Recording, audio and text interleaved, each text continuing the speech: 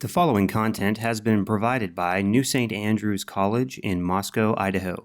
For more information, visit us online at nsa.edu.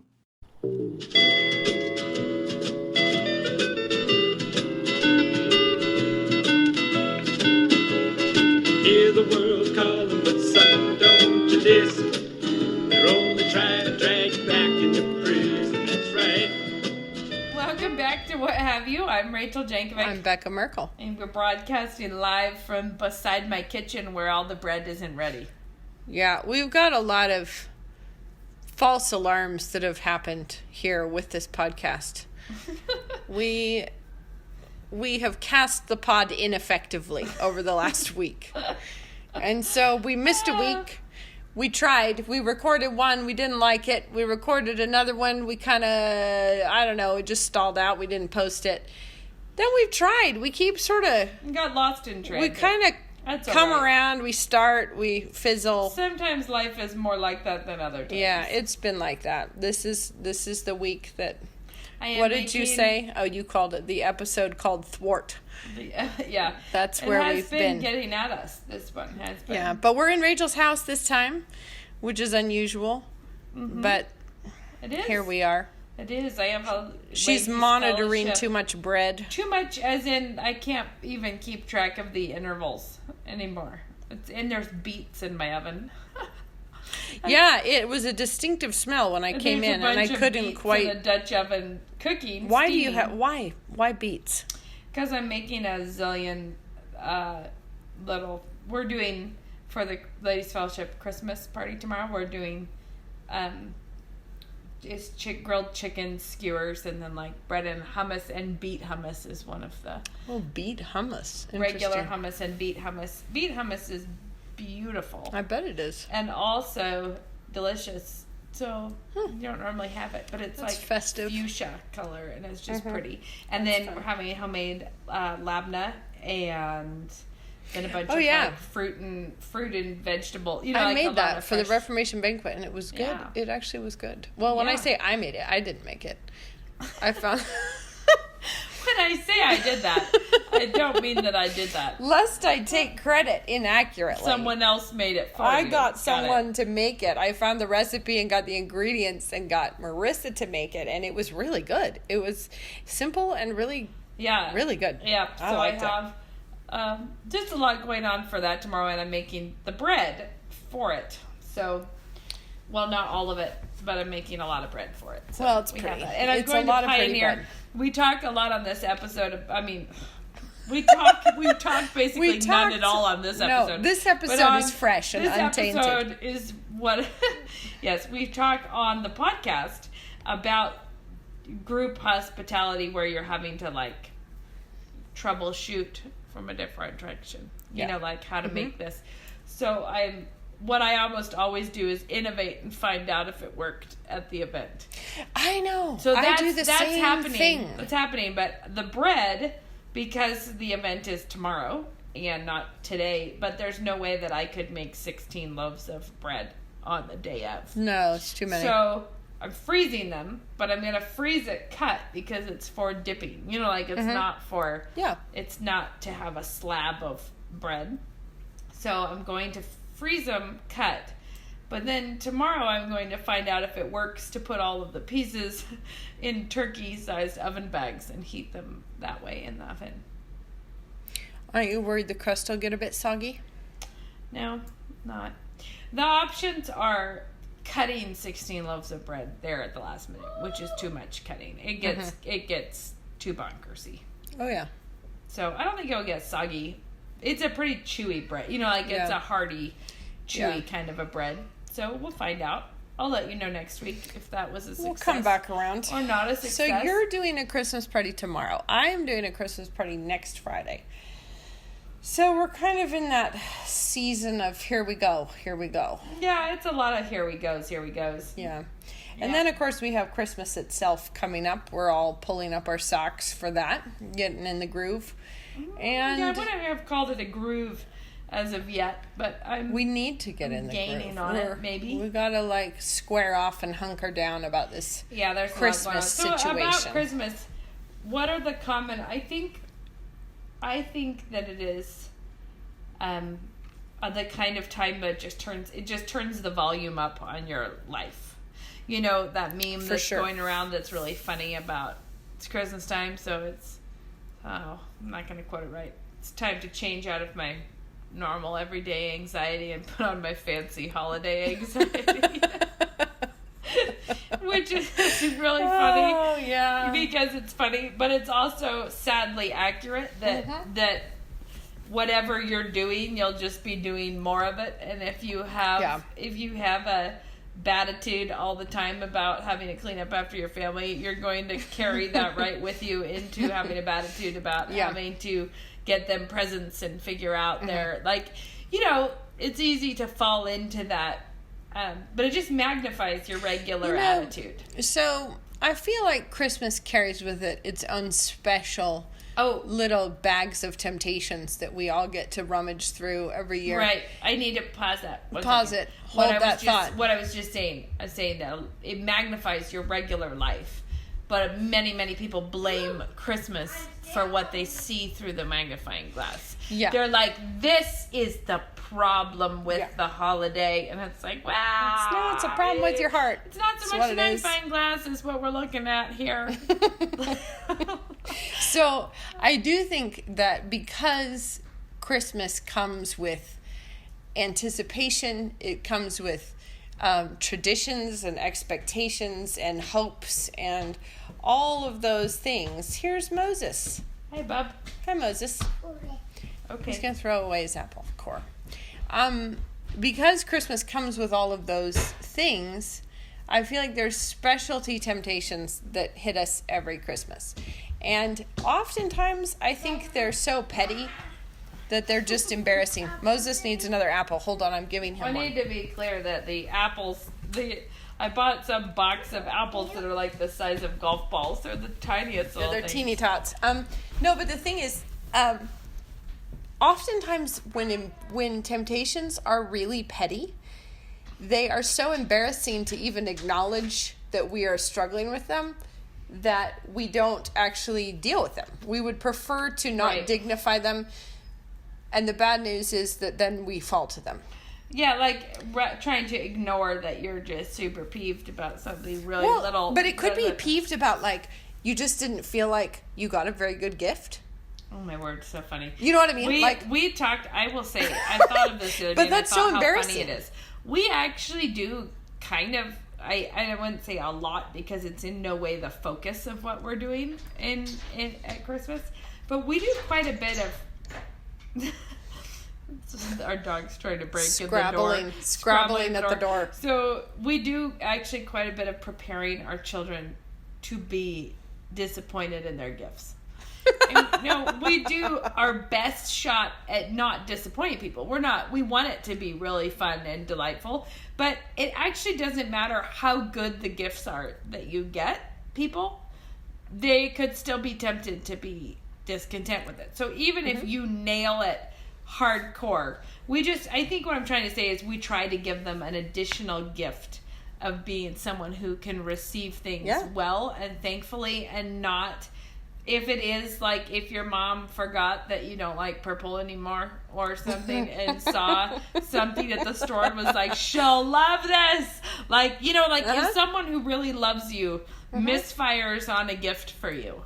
Right. Or that it is like, there's a whole other layer that we're trying to equip our children for, which is just to be people who do not get their little skivvies in a knot about whatever. Because it is very, very easy to move from, this is a day when I just get a bunch of unmerited surprises, to I did the best job ever, and look at them tearing apart their stockings and or I just mean, like, for the kids themselves, it can be very easy to have your eye on what other people are getting, and to have it be like, you feel like you were owed a particular level of excitement, and if you didn't achieve that level of excitement, you have been robbed. Yep. And so I remember the Christmas, I don't know how old I was probably like 10, maybe like 11, I don't know. It was old enough, I remember it distinctly. Like, the whole extended family, the Christmas present exchange with extended family. It was always kind of this magical thing when I was little, and you'd be so excited, and it was just and you never knew what you'd get big whirl of excitement.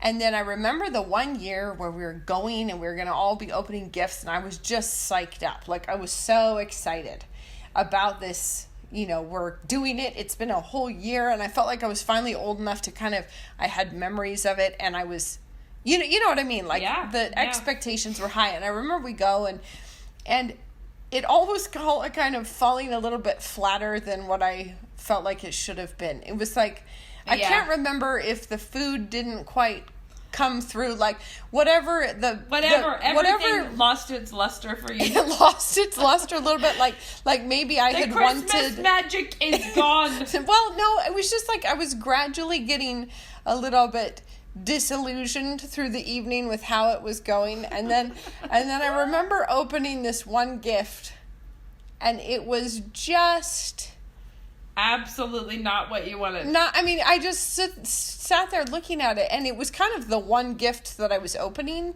I think, because maybe we had drawn names, or I don't know what it was, but it felt like what just happened?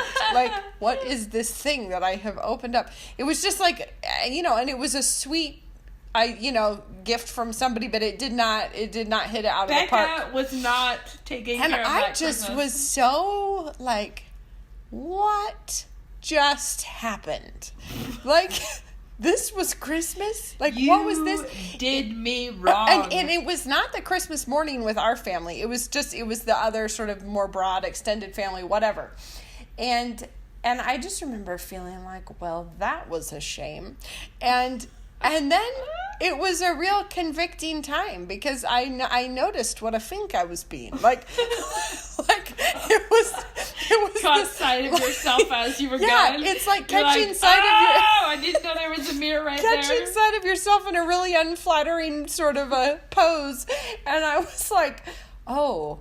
And I felt like it was a really good experience, because the next year... the unflattering pose...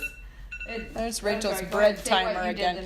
I just mean the next year, it was a really formative experience for me, because it was like, it really helped me go into the next year.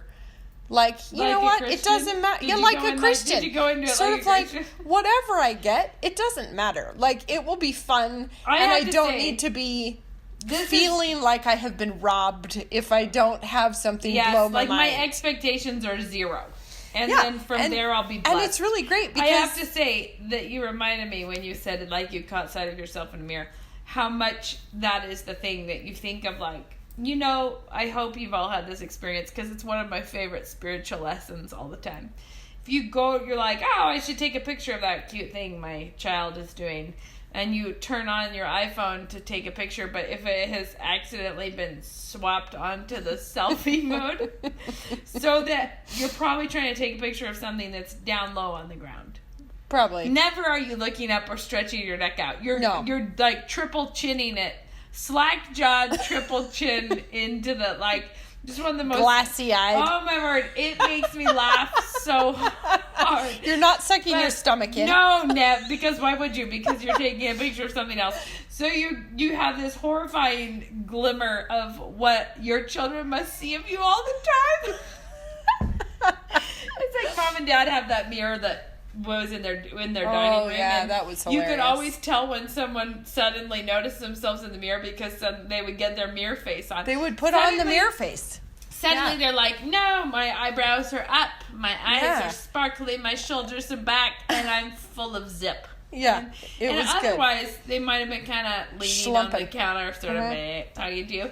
So the thing is, my point, the reason I brought that up, is that it's partly the magic of learning to see yourself as others probably are seeing you most of the time. Yeah.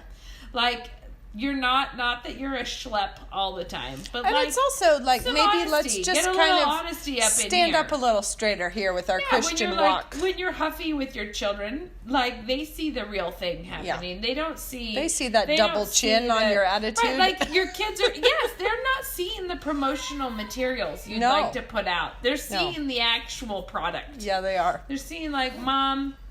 She doesn't keep it together. And so I think with Christmas, I think the deal is when those little petty, I'm just going to keep talking, even though Rachel has left to go to the kitchen. I didn't leave. I'm right here. But the problem Anyway, is I'm about to leave. Yeah, we'll have to pause in a second. But all I'm saying is that the pettiness of the temptation does not mean that it can't clean you out. And it's often we feel like it's too petty to confess, but it's not too petty to kill me dead. So, you know what I mean? Like Rachel's in the other room. Thing to tell my family I'm struggling with. Yeah, or to tell yourself. I think oftentimes we don't even want to admit that we might be having a problem because we wanted to have a better experience on the Advent surprises or something. Like it just feels like that if you did something super selfish, you would be too aware of the selfishness to tell someone what you were struggling with. You would probably say something like, it is just that. I'm so exhausted. And I've done so much. And you wouldn't say... Actually, pinning it on the breathiness of the season and the exhaustion and the pressures and the stresses and the this and the that, that's always a good way to try and deflect responsibility away from yourself. But it doesn't actually... The truth is confession of sin gets rid of the problem. Trying to blame it on the stress of December actually doesn't get rid of anything. No, and it's going to keep on being December for quite some time. Yeah. So it's time to... Yeah. Well, I don't think people can hear you. More specifically, it's time to go get the kids. Yeah, we have to go pick up collect my our children. So I think what we'll do is we're going to just take hit the pause get your water button. bottles, take an orange wedge. We'll be back. We're back. We're back from all of our running arounds. We had a pause. Where did you go? I went to the grocery store. I went to the bank. I went home. I did a few things. So I rushed home and made some beet hummus real fast. She just brought me a spoon out to the car. We're in the car now, guys. It's dark. It's getting dark. So the beet hummus is good. I give a good report on it. But how's your remembering right where our train of thought was? I think we were talking about Christmas. I think we were talking about not being selfish muffins at Christmas. Never be a selfish muffin. Try to not do that. But it's the reality is, muffin one of the things I ask my kids a lot is just like, do you have more fun when you're fussing? Well, or like, have you ever in your life, looked back on a day that you had a horrible attitude and been like super thankful I did that. It was such a fun time. One of the best accomplishments of my life was that day where I just fussed the whole time. You know, one of my memories, you talked about your memory of the devious Christmas. One of my It wasn't that devious. It was sort of I'm just going to call it your devious Christmas. I think it's safe to call it that. I kept 45 minutes of grump. So I was 4 years younger than you, and it is surprisingly difficult for kids that when they are in the phase where they are too old for toys, but they actually still wish that they had something that was fun to play with like that. Like they still have dream a dream of that kind of excitement, and they just are no longer playing like that. It's a hard time. Right. The one that I did that was super stink fuss bomb in my past, I don't even know how old I was, but can't have been that old. And it was my birthday. And it seemed Yet really... another opportunity to sin. Yeah, it seemed really surprisingly not celebrated. Like where like the morning was just super chill, kind of like, hey, happy birthday to me. Which is like, happy birthday, Rachel! Yay, happy birthday! And I don't know what I was expecting, but it wasn't fanfare. I didn't. Well, but it's weird because if someone had been like, "Did you want us to get you balloons?" I would have been like, "No, not balloons." No doubt. I just was already having a bad attitude, but I couldn't just Well, the great spiritual coup for me was when I got home from school after a long, rugged day at school. Uh-huh. And I came in, and Mom was also still super chill about, like, hey, Rachel, like, how about... And I was just... I was getting ready. Offended? I was getting ready to be evil. I don't know how much came out. Do you know what I mean? Like, I don't know how much of the sin was written upon my face. But what I do know is that most all of that subtlety was because Mom was throwing a surprise party for me upstairs. And she had like decorated this space upstairs with like a fun table and lights and all this stuff. So, wow, your car is like a... It's my son's car again. It's rumbling. Hey, maybe we should turn that off, you think? It's so cold.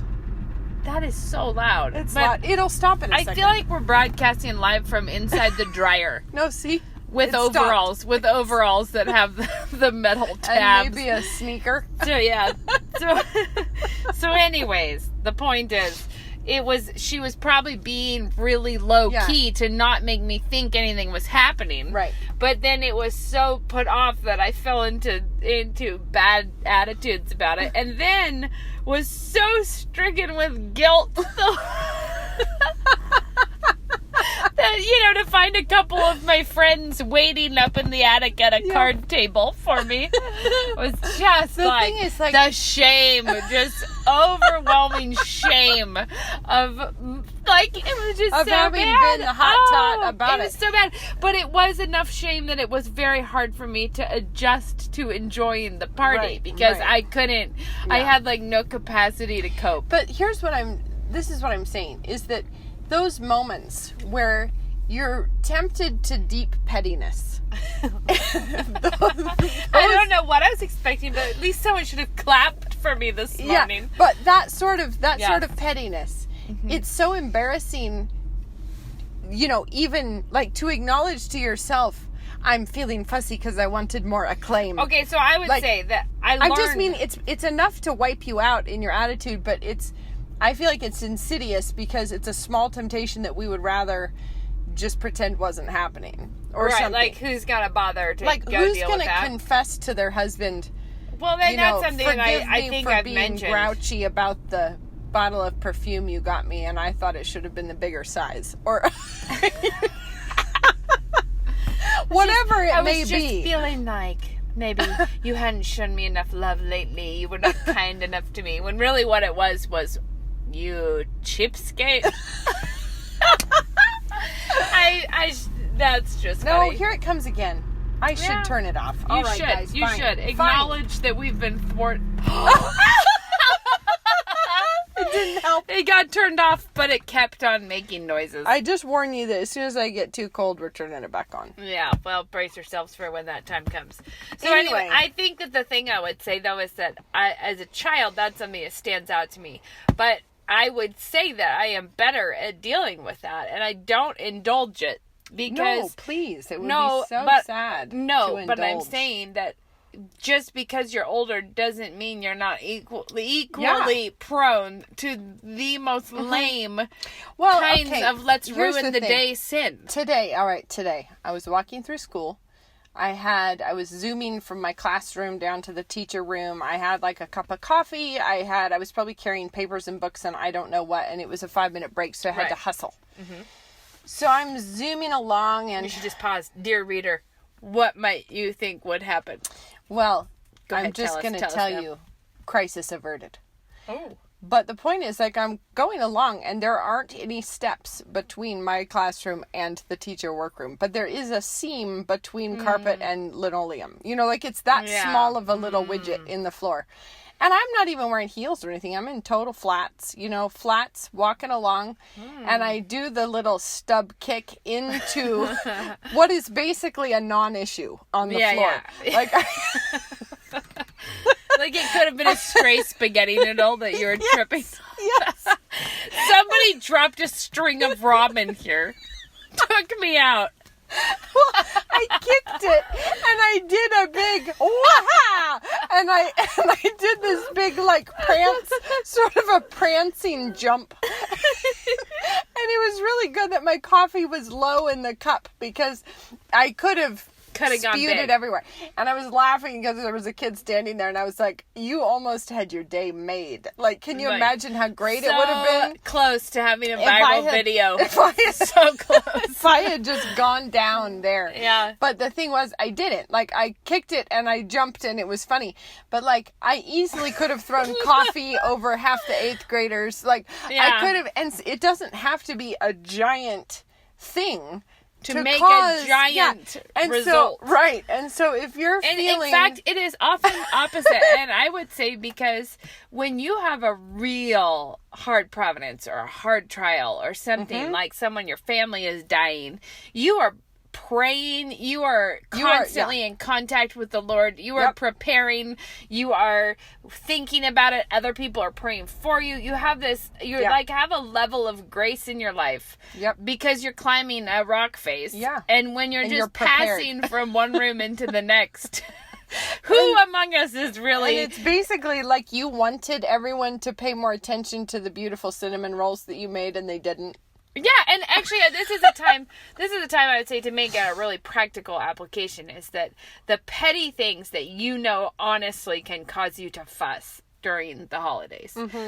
Talk to the Lord about those and get the grace and be thinking about it and be, if you need to be working on some scripture memorization and some active involvement in being a Christian over those issues. Think, okay, the Lord is not honored by me always getting in a fusser about that. Well, and also basically get yourself out of the frame. Just stop. Do a little something about someone else. I feel like in this age of overwhelming selfie taking, I feel like there's a level of spiritual blindness behavior. No, it's spiritual behavior in which you are always taking a selfie. It's like or the selfie is an expression of something that the human heart has always done. Has always been doing. Yeah, but I just mean let's just crop that part out and let's just focus on how beautiful I look while I stick my lips out like this. No, I'm not. I was using selfies more as a metaphor. This is just here. What my hair looked like. But I just mean if you are constantly absorbed with your own experience with Christmas, your own time that you're having, the gifts that people are giving you, the acclaim that you've been getting for your efforts you've been laying out, whatever it is, just turn the camera around and just pay attention to something else for a little bit. Have Christmas be about you being excited for what you're giving to your kids and your husband, and not, it's very easy to slip over on this one, not being excited about what they will think of you for how you have done on their Christmas. You know what I mean? It's like, I feel like it's so easy to squirt back around to yourself. The self is just a constant trouble. I feel like the best Christmas mornings are the ones when you're super excited for everyone to get to unwrap their gifts because you really are pleased to give them, and you forget that somebody might have gotten you something. Yeah. And then you're just like, what? That's fun. This is above and beyond. Who exactly. did this? And having that kind of gift given to you when you were not absorbed in thinking about what people are going to be giving you, that just means whatever gift you get, it's exciting and it's fun.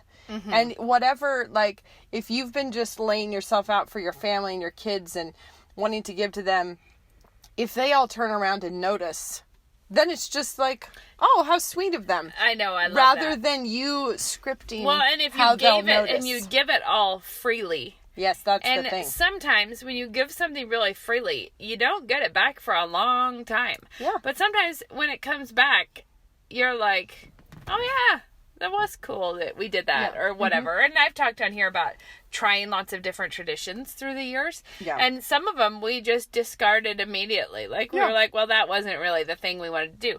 Some of them stuck with or without my decision to have them stick. Some of them were I was maybe still weighing it in the balance, but the whole family was like, yes, we do. That's what we do. We're doing that. So that's great. But I think that it is those things that I think I've mentioned before. Homemade danishes in the morning was that for me. I tried a number of different things for the Christmas morning thing. Right. But when I made danishes, it was everyone was like, this is what we do for Christmas. Yeah. We do danishes for Christmas morning. Right. And so now I do that. But the thing that is sweet is to hear my kids now talking about that tradition, which really is not that many years old. Right. Do you know what I mean? I think I've probably been doing it for, I don't know. I mean, I made my first danishes for Christmas a long time ago when we were first married, but then I didn't do it for a while after that, and then I found it, so whatever. Yeah. In their life, it's probably been maybe 4 years that we've been doing it, and they still talk about it 2 is enough for a tradition. They're how you wake up, and there's and it's something that I did for them, but it's also, it's just that matters a lot. Disproportionately to the amount of work that I did is what it means to them, how it happens. Yeah. But you can do it the other way, where Yes, you can. where you where the disproportion is going the other way. Yeah, and you're instead like- of thinking of what it means to them and how the smells of their life and the Right. smile on your face and the fun and the like excitement, instead of that being the thing that really they remember. They're remembering all the fuss and the bother. All which of is- the Oh, I thought "Ugh, you I meant, have to I was stay up thinking really the late." other way too, where you put all this work and effort and then it just It floats just- nobody past cares, and nobody really cares. noticed, and you're like, I stayed up for 6 weeks straight working my fingers to the bone. Do you think that this little house on the prairie costume made itself?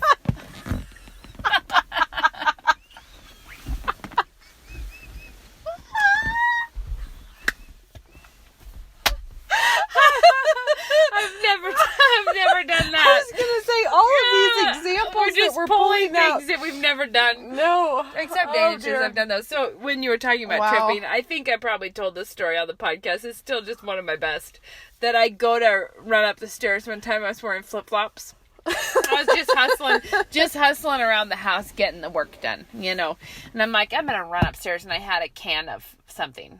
I think it was Diet Dr. Pepper, but I had a can of something, and I go to run up this, like, it's just like 6 little stairs, and I go to run up, and I did that stub your toe on on the first thing, except for I only stubbed the flip flop sole. Like my toe cleared, my foot Right. cleared it. Right. The flip flop peels down so that I just like stuck on the edge of the stair, and I wipe out so hard. Yeah. And on my way down, completely crush the can in one hand so that it sprays my whole head. I'm like just in my face. And it was one of those wipeouts that actually hurt a lot. Like where I had like a lot of weird bruises from that one. Uh-huh. Nonetheless, it was funny from the outset because it was just like, are you joking me? That's so Did funny. I just crush my It's like can? not where you thought it was going to come from. Well, No. okay, let me just share a little moment from the last week that Ben and I were in an airport. We're waiting at a counter. We're going to get some food. And there's a man being a cranky pot standing at the counter with both of his elbows out. So the lady behind the counter is trying to help people, and he's taking up a good bit of the counter space, leaning on it on the phone, just himself on the phone. And we are standing behind him, and the lady was trying to kind of dodge around so she could see us. And she asks the man, excuse me, do you think you could step over here and sit down while you're on the phone so I can help people? And he gives her the worst face you have ever seen and does this big noise, like, and he goes, no. And he just continues to stay right where he is, taking up the whole counter. Like, grumpy, grump. Everyone's favorite So traveler. we all are like, okay. So we just sort of, are conducting our business over the top of him. And so he was just being that guy. Yeah. And then a minute later, we're in there by the sort of buffet line. And they had those hot dishes where you open the lid and there's like a sausage inside, that kind of thing. Well, he's still on his tood. He's rocking the tood. And he comes in wearing a kind of minty green polo shirt. And, and he jerks open the lid of one of these things. And all the condensation of the inner lid springs out and hits him right on the belly. And it was not a small amount. It was like a big It's just some condensation splash. doing the Lord's work. It was a splash. And he immediately scowled at everything and everyone, trying to figure out who he could blame for this event. But there was no one there but himself and a sausage pan. And so he has this big wet spot on his tummy as he's walking around. I mean, I was so blessed to have been a part of that. But anyway, the point is that if you're being that person at Christmas, then it's just like you're being a turkey to everyone. And when the inevitable condensation splashes all over you, everyone will sort of stand around feeling like, well... It's like, well, don't be that that one. Who among us really deserve to stub their toe really hard? One time we knew a couple that had gone on a date night. They were like, I don't know how dressed up they were, but they were, out on the town having a date night. Yeah. And they were walking down the sidewalk and a car came this is just like worse than driving through a puddle. It's so unbelievable. This car came to parallel park by the sidewalk where they were walking. And apparently there was a cast off bottle of motor oil that it drove over and it squeezed motor oil like from a distance all over them. So they're just like, you're just walking along and you get hosed down in a hole, and the driver had no idea. Like, they're just doing their due diligence on the parallel parking. And you have to be like, whose fault is this? Obviously, God wanted to make us a joke right now. Like, it was nobody's fault. So, in that moment, that blesses me. But anyways, the thing about that is that we've all probably been in that situation too, where you're the person that out of the clear blue nowhere, like where you feel like you did nothing to provoke this, you did nothing to cause this, you are not sure how it happened, but you are covered in someone else's bitterness or someone else's like where something, Sure. where somebody dumps something on you and then you feel really heavy, and I think, or other people's strife, like Sure. other things that you So now couldn't. we've moved the metaphor did. several steps down the line. It's Well, okay. No, I guess I'm sort of changing the subject, but Yeah. but not really, because I'm saying from the perspective of, don't be that mom that's the fusser, but from the perspective of if you're in a family with someone who is doing that, Yeah, that's how true. are you going to handle it if someone is freaking out about everything? Sometimes they don't splash it and on themselves. obviously you hate me because you have those red light bulbs again. Or things, the things that seem disproportionately evil for Yeah. where you're Yeah. like, Yeah. Like, And can that's- you actually fall out of fellowship and come to a cold, hard, stony silence with your husband over white lights versus colored? Yeah. Oh. Like, Can I? I don't, because for us, we all feel like we've achieved I'm if just we got saying, light up. this But is the yes. level. This is the level that Oh, we yes. People are horrible. Yeah. But the thing that I was meaning is that there's two ways. It's don't be that person, but then how do you cope with it when someone else is that person? is throwing the motor oil Yeah, and upon it's you. really common at holidays to It be is. with people who are difficult. I mean, it's very common to go be with further extended family or with people that, old friends come to town and or whatever happens. So I brought that up as a situation. What would you tell someone to deal with, how to deal with other people's problems? I think the biggest thing is at Christmas to work on your own heart first. Mm-hmm. Get the own logs out of your own eyes first. And then, honestly, I feel like there's so much that can be done with that. Right, but I would say I know like something that Mom taught us forever ago, since Dad's been counseling for a long time, was the need to, she'd be counseling a wife and Dad would be counseling the husband, or they'd be counseling together or whatever. It's sometimes if there's a real horrible problem somewhere else, you just start feeling heavy and guilty and you start carrying all this baggage for situations that were not of your doing, kind of.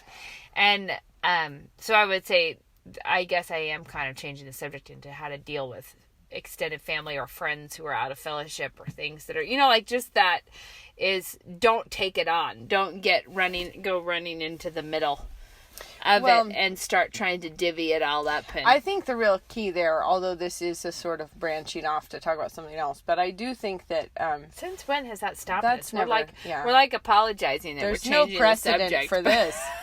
Anyway, no, I think the big thing there is that you can't actually, like, when you let someone else's sin weigh on you that way. Now, sometimes it weighs on you because it directly is impacting you. They're sinning against you. It's your mother being unkind to you or whatever it is. Sometimes it's like that. But other times it's just the weight of being someone else's marriage problems. Somebody else's marriage problems, whatever. And that's the thing where you have to remember that, like, you can't confess their sin, which means you can't get the freedom that comes with the confession, or joy, or relief, or the joy, or the relief, or anything. So what we're tempted to do is, like, let it just sit there, and then we worry and we worry and we worry. And I think that's one of those great places to cast your cares on him, because he can carry it. You actually can't. There's nothing you can do with the weight of somebody else's sin other than give it to God. And I should be clear that when I'm saying, like, the Bible does say bear one another's burdens. And so I don't mean, like, don't think about it or whatever.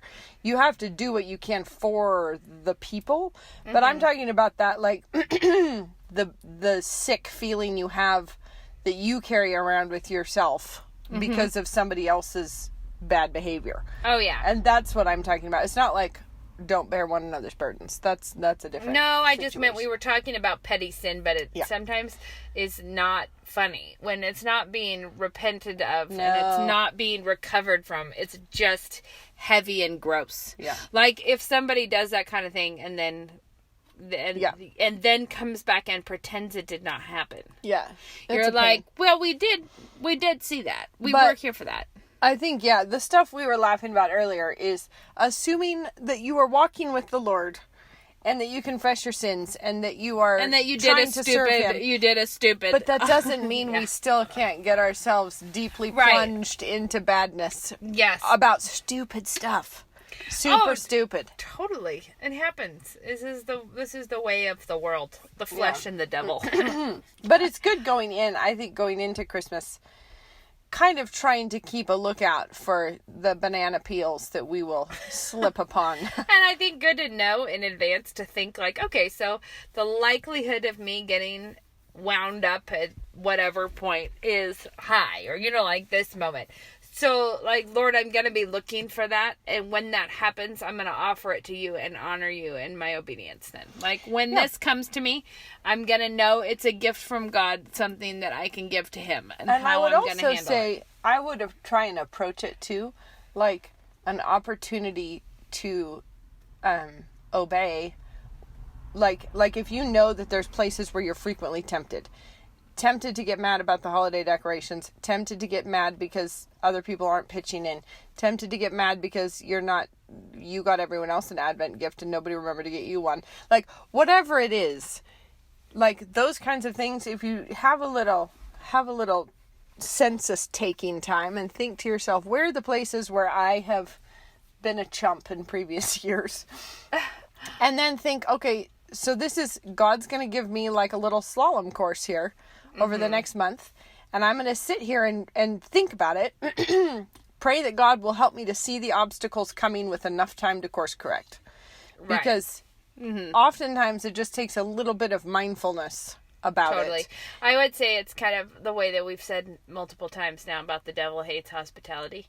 Yeah. Another thing the devil hates is a selfless, joyful Christmas. Yeah. Like a family that is focused on loving each other and Jesus is one of the worst things for him. Yeah.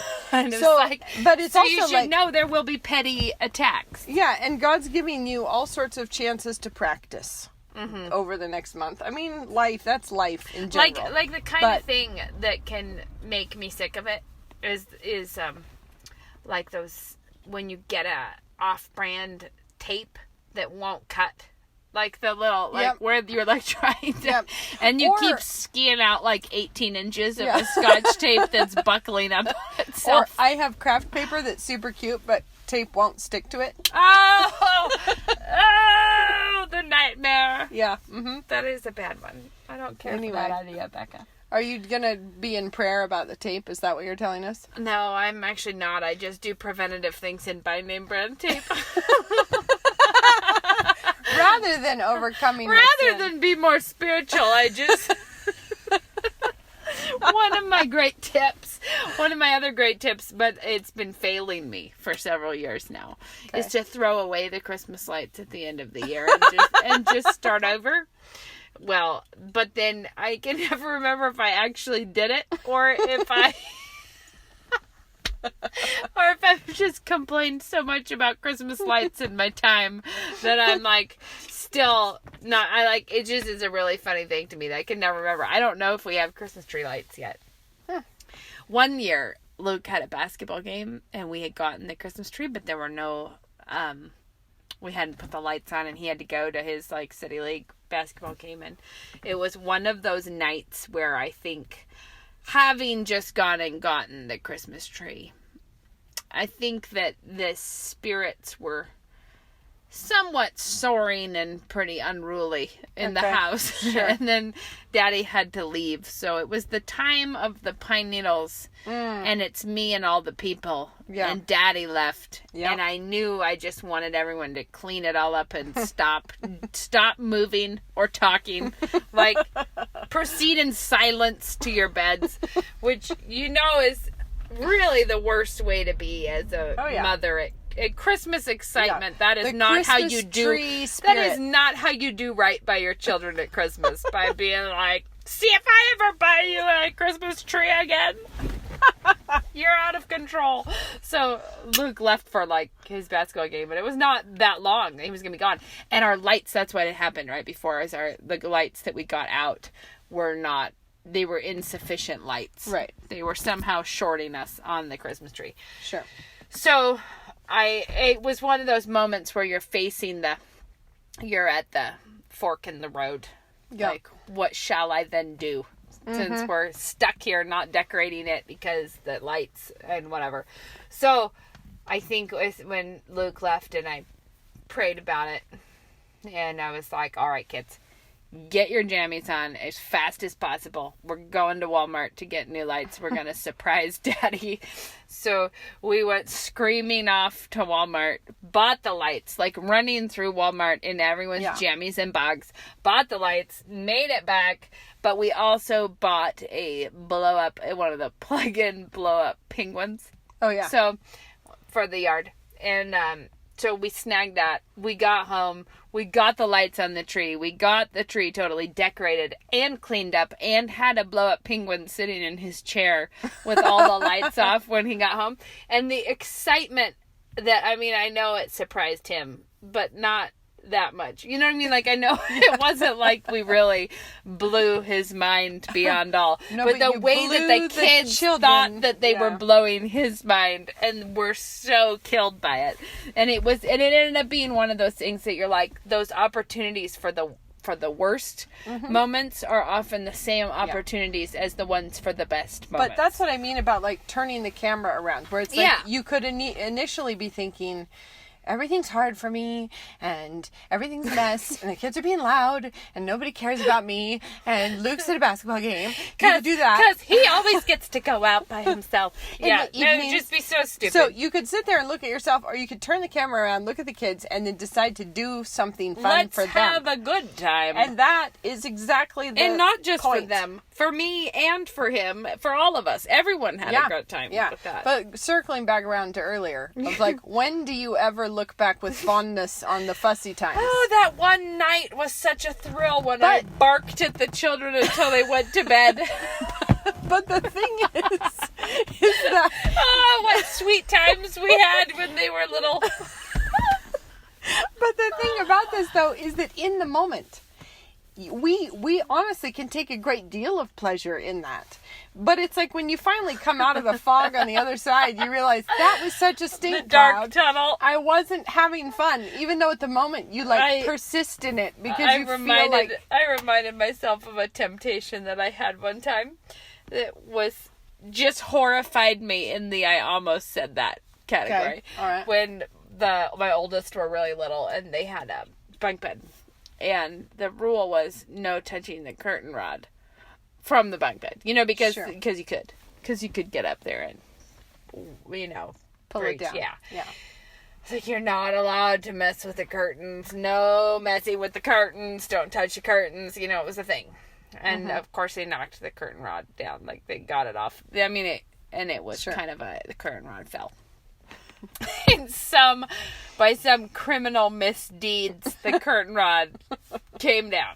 Yeah. And it came down at some moment that was fortuitous for that kind of thing. You know, like the time when I heard the crash, I'm sure other things had been going wrong, but I stepped around the corner and I saw the guilty people and the curtain rod on the floor. And it's like, we've covered this, you know, like but in that moment, like that just disproportionate amount of fussy wrath about something, like, yes, they disobeyed, and yes, that should be handled, but look who's disobeying it big time right now, and it was I.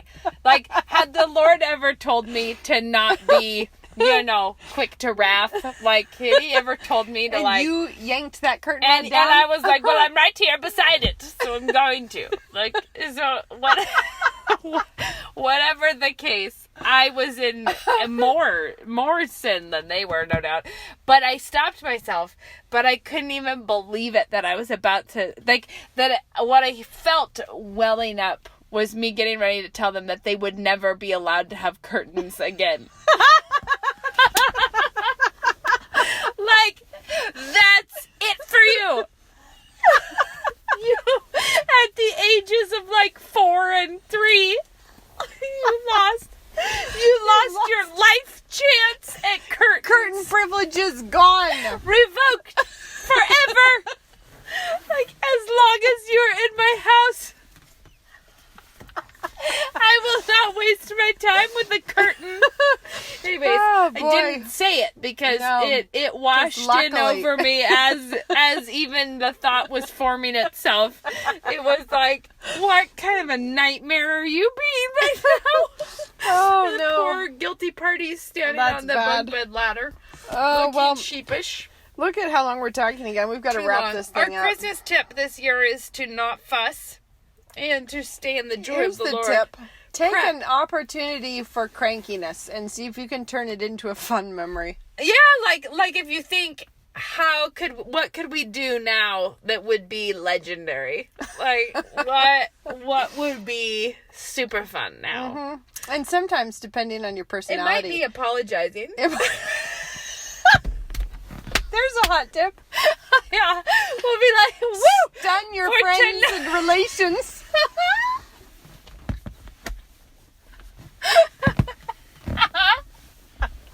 Just blow everyone's mind this year with a sparkling new attitude.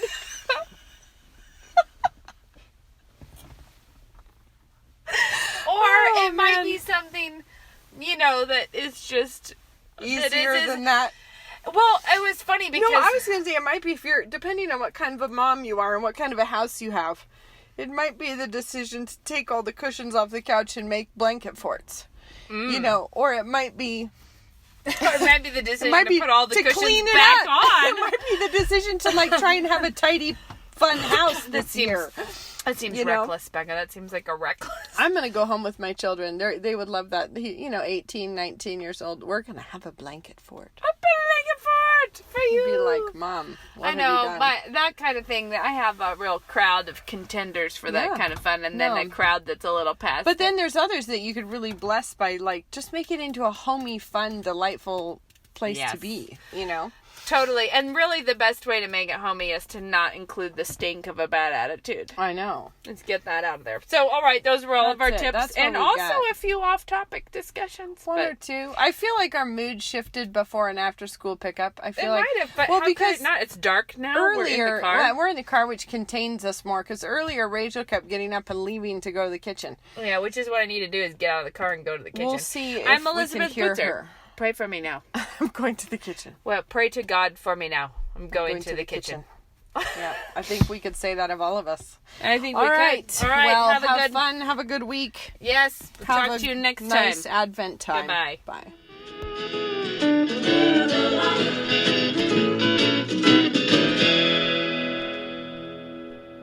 New St. Andrews College thanks you for listening.